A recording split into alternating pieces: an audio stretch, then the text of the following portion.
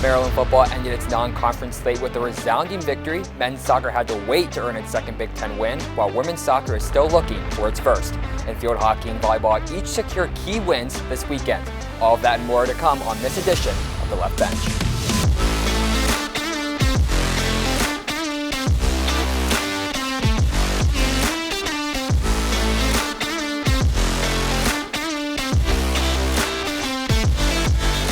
Tactical changes in the second half that really worked to our favor. When they're going well, it obviously makes my game easier.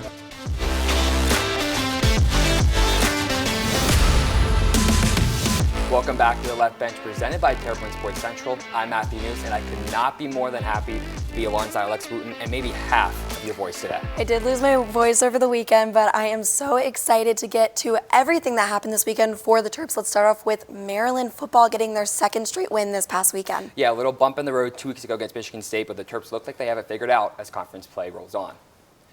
Maryland football ended its non-conference slate against the fifth best team in the FCS division, Villanova. After a quick offensive outburst and a record-setting day for Billy Edwards Jr., the Terps took down the Wildcats. Maryland wastes no time marching down the field on the opening drive as Edwards Jr. hits a wide-open Caden Prather to open the scoring. Roman Hemby pushed to the pace of the next drive, punching it across the goal line from 6 yards out. Nolan Ray adds Maryland's third touchdown of the half from a yard away, and a 46-yard Jack Howes field goal gives the Terps a 24-0 halftime lead. Villanova strikes on a 17-yard Devin Smith receiving touchdown, but then Tai Felton takes over.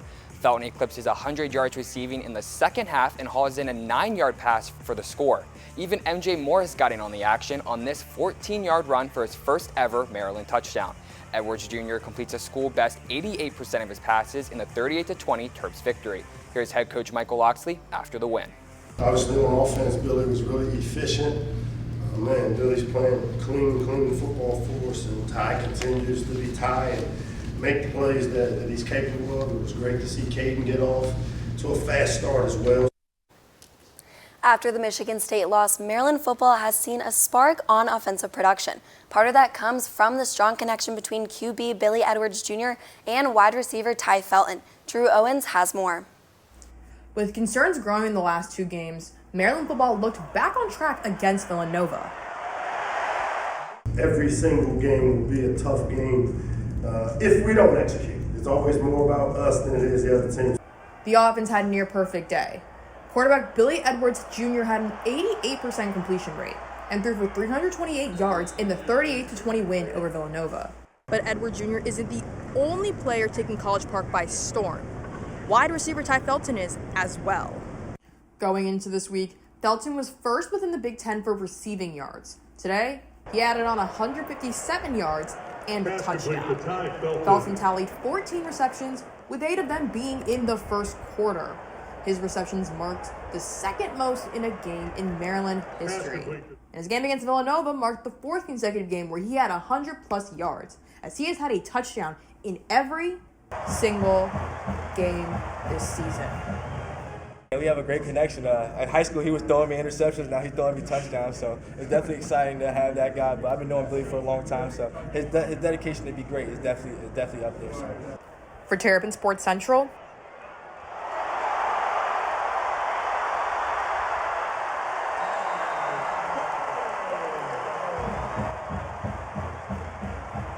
I'm Drew Owens. Thanks, Drew. And I mean, it's been really nice to see Billy Edwards Jr. and Tai Felton with that connection so early in the season. It's only going to set him up for success later on down the road. I mean, no doubt. And I feel like each game you see that connection just building and building and coming to front stage. And I love the little dig Tai Felton had at Billy Edwards Jr. about them playing against each other in high school and how the relationship has now formed in collegiate teammates. Yeah, it's been great to see them throw and catch touchdowns. And we've already talked a lot about Maryland football's win, and Drew told us about Tai Felton, but how about Maryland's new starting quarterback looking like one of the best in the Big Ten right now? Billy Edwards Jr. has been balling out to start off 2024, and he's doing so with some pretty big shoes to fill. TSC's Ryan Martin is in Studio B to tell us more. Ryan? Yeah, Matt and Alexa, you're right on the money. Maryland football started its season with a new starting QB for the first time since pre-COVID, but this offense hasn't taken a step back, if any at all.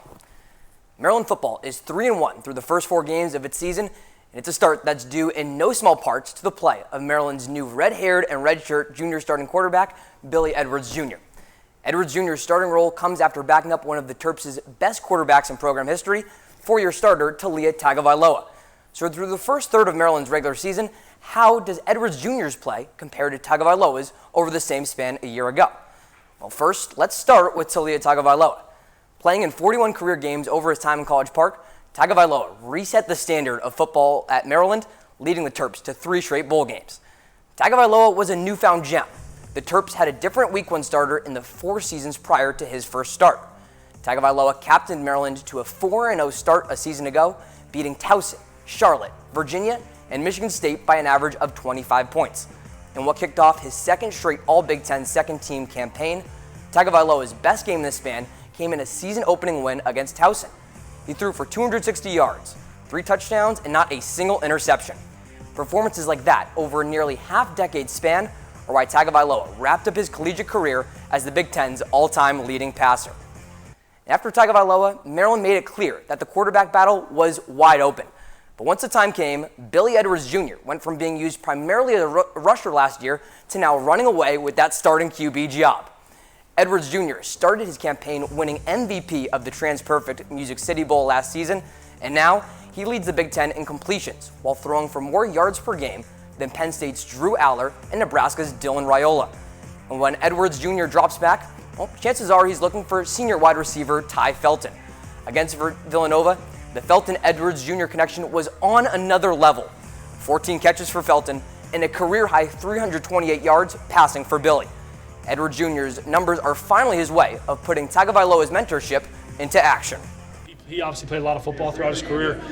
The one thing that he always prided himself on, and I always took away, whether it was from afar when we'd be in the same meeting room with each other, is handling success and handling adversity. He was the same guy. He always came in with the growth mindset of just trying to get back after it. Was never too high, never too low.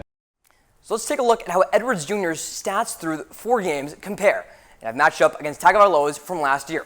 Well, quietly, Edwards Jr. is looking even better than his predecessor. You see right here, he's got 43 more yards passing, and that touchdown to interception ratio even better than number 3. And while Talia did keep his team a perfect 4-0 during this span, let's take a look at that completion percentage disparity between the two quarterbacks. Billy completing 3 of every 4 throws he makes, and that includes his 28 for 32 passing line against Villanova. How about an 87.5% completion percentage that set a new single-game program record? And guys, Edwards Jr. broke that single-game passing record once held by, well, you could have guessed it, Talia Tagovailoa. But who knows? If Edwards Jr. keeps it up, maybe we'll need to keep an eye on some even bigger all-time program records. Guys? Thanks, Ryan. And I mean, Matt, I think you got to give Billy Edwards Jr. credit. When you follow in what's essentially the franchise quarterback for a program, you have to fill those shoes. And I think he's done everything everyone's asked him to be. Yeah, it's been awesome to see, especially with MJ Morris coming in from NC State last season as a transfer. There's a QB battle, and Billy won it, and it's so good to see him succeed out on that field. Now stay with us because we have a whole lot of Terps coverage that you do not want to miss. It's not just football that came up with the big win this weekend. We'll have more on all Big Ten's big scores when we come back. As a dad, every day is a challenge. To make sure that the time that I spend with them, it doesn't matter how tired you are, you have to try to teach them. When they learn something new and you can just see in their faces, it's such an incredible moment. It's those moments that are my favorite. There are 16 million children struggling with hunger in America. That's 1 in 5 daughters, sons, neighbors, and classmates who don't know where their next meal is coming from. Yet billions of pounds of good food go to waste every year. It's time we do something about it. Feeding America is a nationwide network of food banks that helps provide meals to millions of kids and families in need. Visit feedingamerica.org to help them feed even more. Together, we can solve hunger. Together, we're feeding America. Hey guys, it's me, Isabella Gomez, filling in for Smokey Bear because he's got more to say than just... Only you can prevent wildfires. Like, if you're outside enjoying a barbecue, don't let a hamburger distract you from fire safety. Make sure you aren't dumping your hot coals or ashes onto the ground because that could start a wildfire. So take wildfire prevention seriously and let's save the world one day at a time. Juntos con Smokey Bear, podemos hacerlo. Go to smokeybear.com to learn more about wildfire prevention. Welcome back to the Left Bench presented by Turpin Sports Central. Matthew Neus here with Alexa Wootten. And Alexa, I feel like Maryland field hockey is battle-tested as conference play is beginning. That's right, and they had another crack at taking down a top-ranked opponent this weekend. Number 7, Maryland field hockey hosted number 13 Rutgers at the Plex, and the showdown made for an intense top 25 matchup. Let's fast forward to midway through the first quarter where Rutgers draws first blood. Another corner opportunity, this time cashed in by Brady Molyneux, allowing Rutgers to jump out to an early lead. It looks like it's all Scarlet Knights as they hold Maryland without a shot attempt through the first 30 minutes. Maya Everett seems to break the silence, but the score is overturned. Still looking for their first goal, the Terps finally pulled through to the end of the third as Hope Rose chips one in. Maryland's defense kicked into gear, and Josie Alleman nets the crucial penalty score. A Terps penalty corner in the 53rd minute, another Maryland goal. This time a shot from Kylie Neiswanger to cap a dramatic Maryland comeback victory. Here's Missy Maharg. You know what I love about the team is their ability to be able to pull each other up, follow the game plan. We had some tactical changes in the second half that really worked to our favor. And I love the way our midfield played. I thought the speed out of our midfield, I thought Annemine Klingout and Emma de Burdine and Maya Everett, I thought they really added an incredible amount of speed. Oregon women's soccer came to College Park to take on Maryland for the first time in program history. And the first time for everything because the Ducks got their first win over the Terps and first win over a Big Ten opponent since joining the conference. Maryland was winning the possession battle, but Oregon proves that they don't need to hold onto the ball for long to score. Haley McWhirter finds the top corner, putting the Ducks up 1 in the first half. Maryland goalkeeper Liz Beardsley made some impressive stops to keep the ball away from the net, but the Ducks kept it coming in the second. Ariane Hazeman Bowler bagged the second Oregon goal, securing the 2-0 win, holding the Terps scoreless in another Big Ten matchup. Here's Megan Ryan-Nemser with more. We have to continue to focus on the process, focus on the details. I know that they obviously see today as a loss, but as a coach and having a plan for this program, it was a good step forward. And we need to continue to build off that. Like you said, the moments of the corner kicks, the moments in the shots in the final third. Now it is the execution. Look, we want to win as bad as anybody right now, but we can't get focused on the wins and losses. We need to get focused on the process, and that's the message. Maryland men's soccer found a W and another conference win, this time over Indiana. But this one came as a two-parter due to a weather suspension. The majority of the game was played Friday night, with the remaining finishing on Saturday morning. Hoosiers' Tommy Mihalik strikes inside the box, but a diving Lauren Mack says not today. A penalty kick is the difference in this one, and who else than Leon Kuhl? In the 40th minute, Kuhl converts on the PK. GT Harms goes left, Kuhl goes right. Kuhl is 3 for 3 this season on penalty shots. Aside from the weather, some more madness. A bicycle kick almost converts, a couple close calls, but the Terps only need one goal, grabbing the 1-0 win. Maryland volleyball headed to the Sunshine State to the UCF tournament as winners of 7 straight, and that streak only continues. After the Terps dropped the opening set 25-20, Sam Sire gets a big kill to push Maryland's lead to 6 points in the second. Later in the set, and it's Samantha Schneider with one of her team-high 16 kills to give the Terps the second set win. The Knights take the third 25-18, but Maryland prevents them from winning the fourth. Katherine Shearer kicks things off with a vicious kill, and Eva Warbach snuffs out a UCF kill attempt to begin the fourth set. Sire and Sydney Dowler close out the fourth set win for the Terps 25-18 and forces a winner-take-all fifth. It's the vet, Sydney Dowler, with yet another kill, one of 4 in the match, taking down UCF in 5 sets. We've recapped some big Maryland wins and losses, but now it's time to take a look at an aspect of the game that isn't always top of mind: college football fan traditions. Benji Kaufman breaks down some of the iconic fan traditions across the Big Ten and how Maryland shapes up. Benji? It's arguably the most fun part of any sporting event, the atmosphere. So let's dive into some of the best college football traditions in the Big Ten. We'll get to the Terps in a little bit, but let's start with a rival, Penn State and the annual whiteout game. In the early 2000s, Penn State faced some criticism about its crowds being too quiet. So in 2004, Penn State rolled out the whiteout game to inspire bigger crowds, and it has certainly worked. the whiteout is responsible for producing some iconic moments in Happy Valley, including this one in 2019 when Michigan was forced to use a timeout on the first play of the game because they couldn't hear anything. The whiteout is huge, but how about a Big Ten newcomer, Oregon? At the start of the fourth quarter, fans at Autzen Stadium, and even the players too, sing the song Shout from the movie Animal House, which was filmed on Oregon's campus in 1978. The tradition started in 2010, and it has become synonymous with the Ducks. Let's move to the Midwest and talk about a slightly older tradition that resides in Madison, Wisconsin, Jump Around. In 1998, during a game against Purdue, injured tight end and marketing intern Ryan Sundrup was tasked to come up with a list of songs to play during lulls in the game, and House of Pain's Jump Around was on the piece of paper. Now 80,000 fans jump to start every fourth quarter. Wisconsin has a Richter scale almost 2 miles away to record earthquakes, but it can almost always pick up on Camp Randall's famous tradition.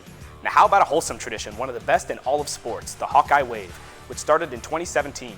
At the end of the first quarter at every game, 70,000 fans, players, and anyone else at Kinnick Stadium turn their attention and wave to the patients overlooking the field at UI Stead Family Children's Hospital, one of the greatest traditions in sports.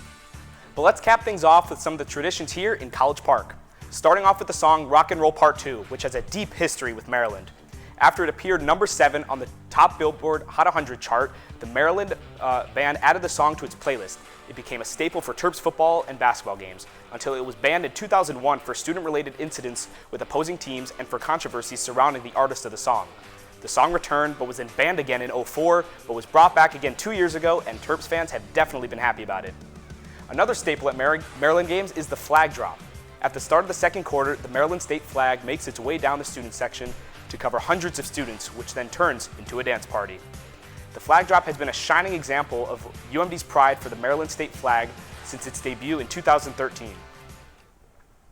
With all the changes in the Big Ten and in college football, it's these traditions that hold the sport together and keep fans remembering of the good times for their programs. Back to you, Matt and Alexa. Thanks, Benji. And Matt, I think he's completely right. Traditions are really what ties the fans to the teams, and I think what makes a lot of people love college sports in general. Yeah, I mean, I'm going to step out of the Big Ten for my favorite tradition, Maction. Tuesday, Wednesday, MAC football, sometimes in the snow in late November. I mean, what could be better than that? I don't think there's anything, honestly. Clearly you don't. Clearly not. And when we come back, Alexa and I are going to play a new game called Where Are They Now? And as always, we'll crown our Terp of the Week, Pro Terp, and top 5 plays. Don't go anywhere. There's so many rewards in life. You coming into our home was one of the greatest rewards we could have ever had. You know, it took 20 years and I got my third child who was 17 at the time. It's so cool to watch the adult that you've become, and you really have done as much for us as you think we've done for you.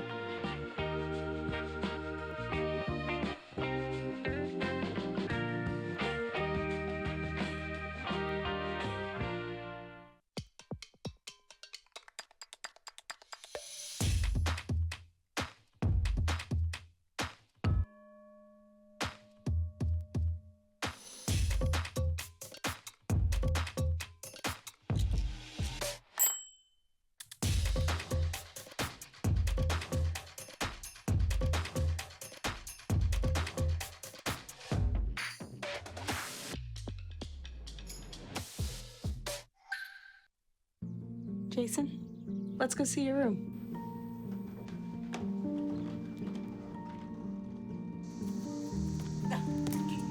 That's not right. How was it? Is it good?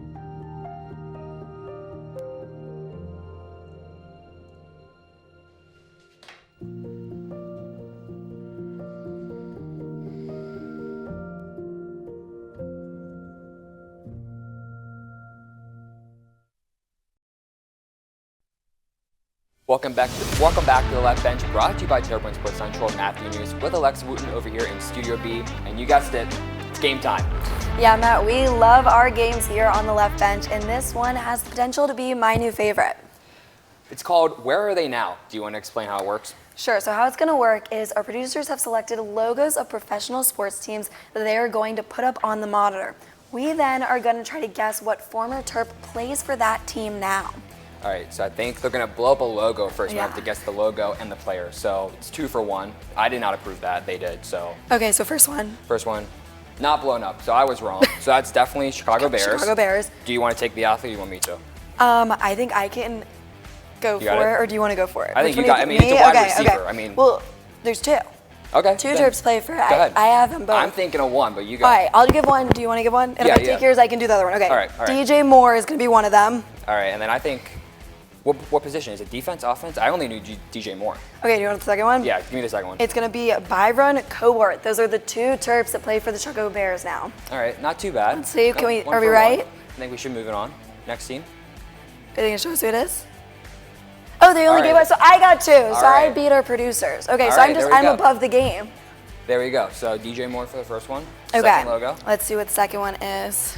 All right, that's Connecticut's Sun, I think. I think the C for Connecticut, and then it looks like a Oh, sun. yeah, and we have the basketball. So Okay. WNBA. Do you want to take the athlete? You want me to? I think I have an idea. There's but two, There's but two. the producer said there's only going to be one for each sport. I was a little excited. All Sorry right, about then, that. Why don't you since take there's it? two- All right, I think, we're going a PA great, Central to often represent Alyssa Thomas. That's who I'm going with. I think you're right. I'm going to go with Alyssa Thomas, too.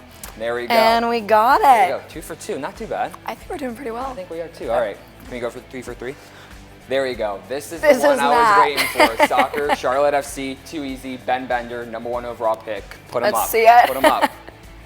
There There he is. we Yep, go. there we go. 3 for 3. All right. So we're killing it. I They mean- can't stop us. Oh. All right. All right. So Maybe we spoke a little too soon. maybe. Do you have? It looks like a pirate to me. Yeah. So, but the only pirate I know is Seton Hall, and that's college. So that's not gonna help us. I'm really at a loss for words right now. I'm honestly, I have no I think, idea. do we have to call it? I don't. I mean, do I you just have don't any even know. guesses? That gives like nothing. I just know pirate. There's no like sports ball on there. There's nothing on there. I don't know. I think I have no idea. I'm going to concede. I don't know which one that is. I think they got us on that one. All right. Massachusetts Pirates. All right. It's Okay. an indoor football league. Okay. I was not thinking that, so definitely. We got to think a little more outside of the box, I mean, guess. I guess we have to. All right. So we got the San Diego Mojo. So we got that part. It's up to you. I'm lost too. I couldn't get the last one. I'm not going to get this one either. Okay, so I don't know what league this is. Maybe. Oh, they're going to give it to us. Okay. Reno volleyball. Oh, All right. okay. So we got to get better on our volleyball knowledge. All right, yeah. So that was on me. Indoor football league, volleyball, not our strong suits, obviously. We'll take the heat on that, but I'm pretty proud of our first couple. I think I beat the producers. I got 2. They only had 1. All right, all right. Here you go. Last one. Can we finish one strong? Yeah, Let's finish final. one stronger. I know this one. I looked it up. Hamilton Tiger Cats. It's gonna be Talia Tungvailoa. If I'm wrong, I'm gonna look really bad. Oh, and there he there goes. we go. Okay, Matt. There we go. So you did your research, you studied, go. you're on it. 4 for 6. So I Not think we bad. did a pretty good job. I mean, I'm not getting the volleyball one. No offense, but I'm not an avid volleyball follower, so that's on me. I'll follow in the future, but. I mean, and then Dante Demas, indoor football league. That's not We one of my gotta strong be suits, better on that. But, you know, I think pretty good run for first time ever. Where are they now? Definitely a fun game. yeah, well, that was fun, but I think it's time we hand out some awards. What do you think? I think absolutely. All right, our Terp of the Week lit up CQ Stadium Saturday afternoon, setting a new score record. Our Terp of the Week is quarterback Billy Edwards Jr. Edwards Jr. set the school record in completion percentage Saturday, hitting on 28 of his 32 pass attempts for an 88% completion percentage. The redshirt junior threw for 328 yards, a season high, and 2 touchdowns to Caden Prather and Tai Felton. He had Felton in stride for his longest completion of the day of 61 yards. Congrats to Billy on being named our Terp of the Week. For our pro Terp, you saw her up here. She's already got the gold. Now she's looking for the title. Connecticut Sun's Alyssa Thomas. Alyssa Thomas and the Suns started off the playoffs hot with a 93-69 win over the Indiana Fever in Game 1 of the first round. Thomas delivered a triple-double with 12 points, 13 assists, and 10 rebounds. Congrats to Thomas on all her success and for being named our Pro Terp. And now it's time, Matt. Top 5 plays. You want to kick us off? Let's get after it. Let's go. At number 5, we're going to go to Florida at the UCF tournament. Sydney Dowler with a nifty little kill right over the net. A big point in the 5th and final set for the Terps helped them get a 5-set victory. And for number 4, we're going to head over to men's soccer. Leon Kuhl, the penalty kick that won it for the Terps, 3 for 3. The goalie goes right, Kuhl goes left, and he's got it. At number 3, where's Caden Prather? There he is, diving in the end zone. What a dot from Billy Edwards Jr. to hit a diving Caden Prather in the end zone on the first possession. A really good throw and catch from the pair. And at number 2, it's going to be Josie Holloman's go-ahead goal for Maryland against Rutgers. This goal put Maryland up the penalty shot. You see it right past Rutgers' Sophia Howard to get the lead. And at number 1, back to CQ, Billy to tie. We've said it before, we're going to say it again. What a throw to the corner of the end zone. Billy Edwards on target to Tai Felton. Felton eclipsed over 100 yards in the second half and a big touchdown there in the third. And I mean, that's the connection. All the fans, and really we've been talking about all show, people want to keep seeing it. Exactly, I want to see it. And that will be all for this edition of The Left Bench, brought to you by Terrapin Sports Central. Ben Wolf and Angie McBride will have you covered next week at the desk. Be sure to keep tabs on all of our coverage on YouTube, Instagram, Facebook, and X. We'll see you next time.